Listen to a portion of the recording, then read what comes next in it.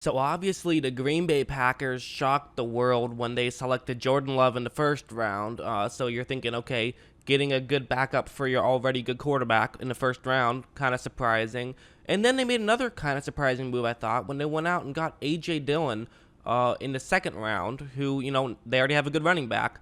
Obviously, it's a little different in that situation because you will use a halfback you'll use multiple halfbacks in a game. You almost never will use multiple quarterbacks in a game, unless you're the Saints or the Ravens. But I like Dillon. I really do. I think he's a very talented back. I think it makes a lot of sense. You could have maybe argued, hey, you could have wanted to maybe try to trade up to get J.K. Dobbins, move up 10 spots and get him, but they had already traded up to get Love. I'm not sure if they wanted to give up too much more capital. Also, just not totally sure if they felt like Dobbins was that much better than Dillon anyways. So, I always like getting a running back in the second or third round. I think you can get pretty good talent there. It might not last for 20 years, but it'll last for, 5 years and can usually have a bigger impact immediately than any other position. So, there's a lot of things I like about him, and let's just jump into it. One of the things I like about him is his jump cuts and his footwork. He's very good at that. This plays an example where basically what's going to happen is that the right tackle is going to move up to block that linebacker right there, and this is against Clemson, so obviously a big team they're going up against, a good team, so this is good talent to see them play against. So one linebacker is getting blocked, but that linebacker isn't, and so after the ball is snapped, notice how basically it's going to just be a fake where they kind of pretend like they're running up to the top half of the screen, but then Dillon runs up closer towards the middle of the field. And so you notice he has moved up, and you notice that 45 right there, the linebacker, he's also moved up high up in that direction. In fact, he's even further towards the sideline in that direction than Dillon is. So this is a good situation for Boston College, but the problem is now he has to get over.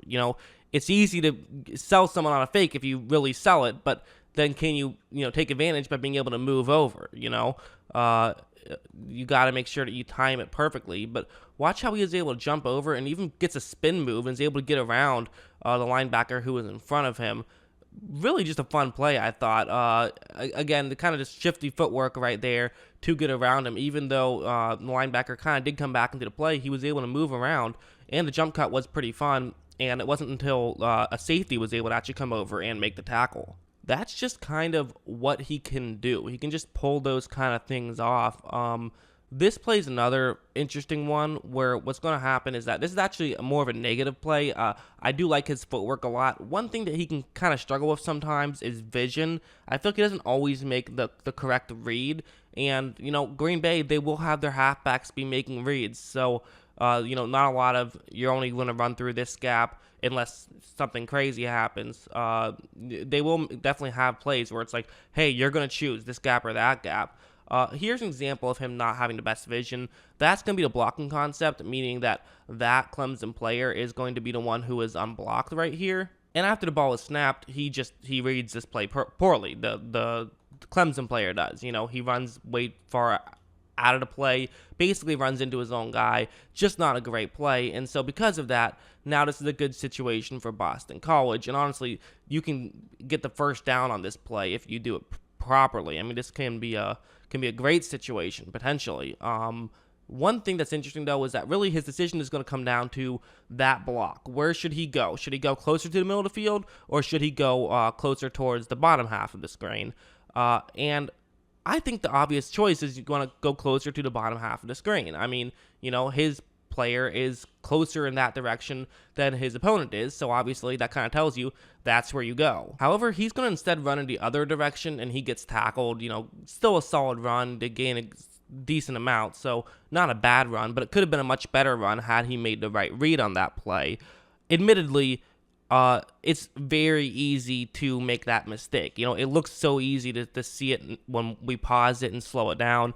In real time, it's very difficult. And that's what makes the running backs who have good vision so great, is because they can see those things in real time where the game moves so quickly. And quite frankly, it tends to not happen where a running back has poor vision in college. And I don't want to say he has poor vision, but it's rare that a running back doesn't have the best vision in college, but then when they get to the NFL, they all of a sudden have great vision. Usually it goes the other way around.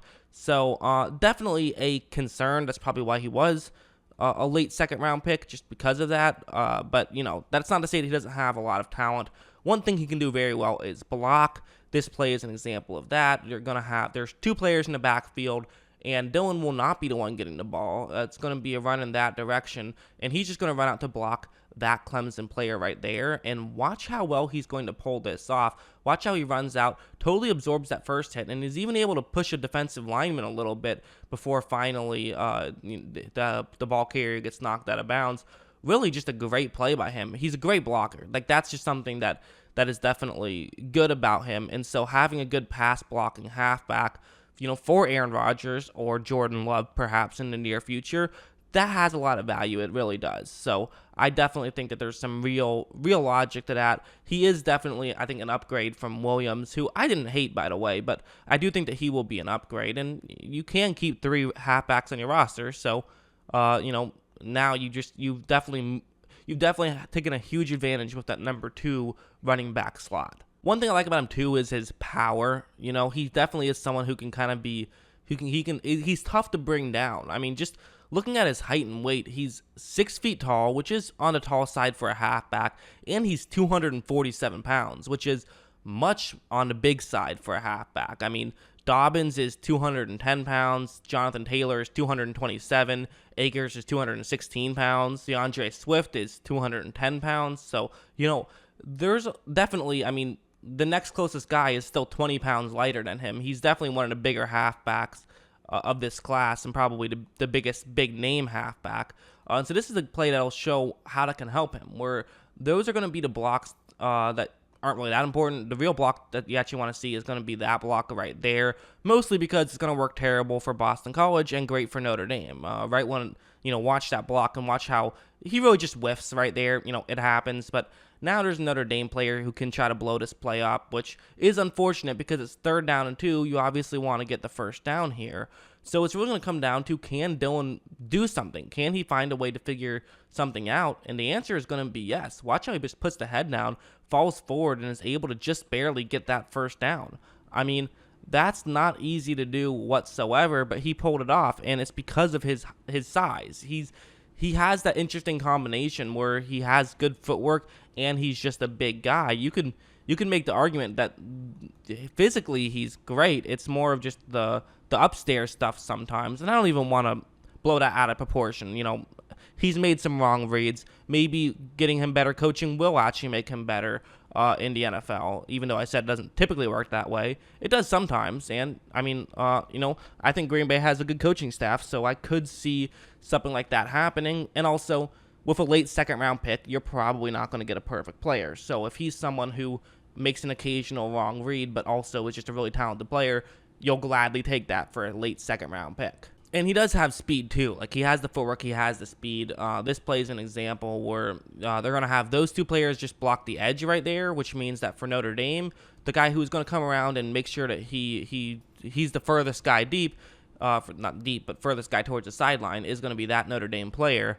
And watch how right when the ball is snapped, you notice that he's in okay positioning. I would actually say that he probably should be a little bit closer towards the sideline. And so because of that, Dillon is going to try to get around towards the sideline. He notices that, hey, you probably should be a little bit closer to the sideline, so I'll see if I can do something. So watch how he's going to make a move where he's going to fake as though he's running basically straight at him, then get to the outside. He does bounce around and get around him and picks up the first down. And again, like, being able to make a move like that at a guy with a guy his size, not easy to do whatsoever. And that's just kind of why he can be so effective for the Green Bay Packers, I think. It's because he can do things like that. Because he is someone that on a 3rd down and 1, you can give him the ball and he can pick up that first down. However, he's also somebody that, on a 1st down and 10, he can break something to the outside and pick up 25 yards. So he has both of those things in his toolbox. I do think he will fit this system pretty well, which I think matters. I think that his skill set is different than Aaron Jones is in a lot of way. I think that one of maybe the problems with like a Jamal Williams is that a lot of his talents were just kind of a worse Aaron Jones type thing, whereas Dillon, you can actually create some differences and do some different things with him that you can't necessarily do. Aaron Jones can do a lot, but do some things that maybe Aaron Jones doesn't excel at as much as Dillon would. So Green Bay, they're getting a lot of heat for their draft. I get why. Like, I wasn't a fan of the Love pick either. I'm not going to kill it, and who knows, Love could end up being great, although I'm just not huge on him as a prospect. But in terms of this pick, I actually like this pick a lot. I think this is a pretty good pick. I think that, again, when you're at the point where you could potentially win a championship, then I do think that I would say that go ahead and draft a running back. That tends to be the way it goes. If you draft a running back, they tend to be pretty good right away. So why not just go out, draft the biggest, strongest running back that there is, and hope that he can be effective? Go out there and it really can affect you in a big way. So I do like this pick. I think it makes a lot of sense. What do you guys think? Let me know in the comments below.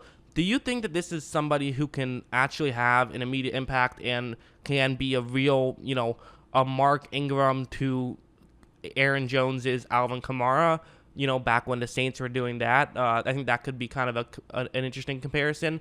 Or do you think that this was not the right decision? You already have a good running back. Use your assets somewhere else. I wouldn't say so, but I'd like to know what you guys think. Let me know in the comments below. And, of course, as always, thanks for watching.